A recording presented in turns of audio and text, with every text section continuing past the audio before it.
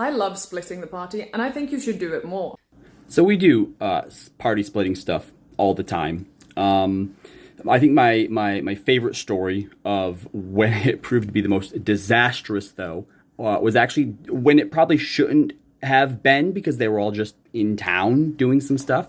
But there was 8 players. I know, don't at me.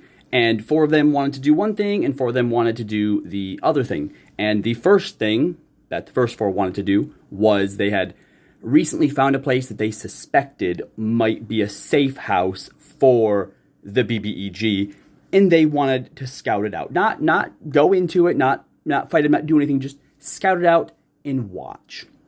So the other 4 of them, what they wanted to do was go shopping and go to the club. So do you want to guess how this turned out? Who had a good time and who had a bad time?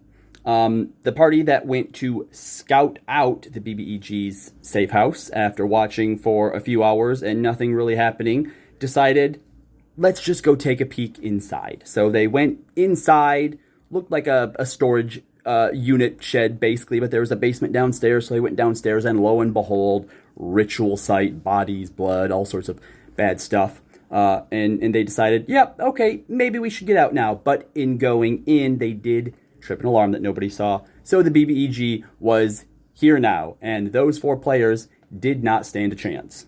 Between the sorcerer being polymorphed right off the get-go and basically kind of just being left in the basement because there wasn't a whole lot they could do, another character I think had went down just as they got to the stairs. One of them had got to the top of the stairs before they went down, and one of them would have survived, would have actually gotten out the door. Probably not survived much further than that, but would have at least gotten out of the door when something happened that saved all of them. But what I really liked about this session was because combat had started, in order to not leave out the other 4 players, right? We did the first 4 players who were actually there in the fight, and then for the rest of initiative, we would do like a montage, like throw over to the other 4 and let them describe what activity they were doing now. Shopping, dance club, getting drinks, barfing off the side of a river. How did the scouting team survive, you may ask?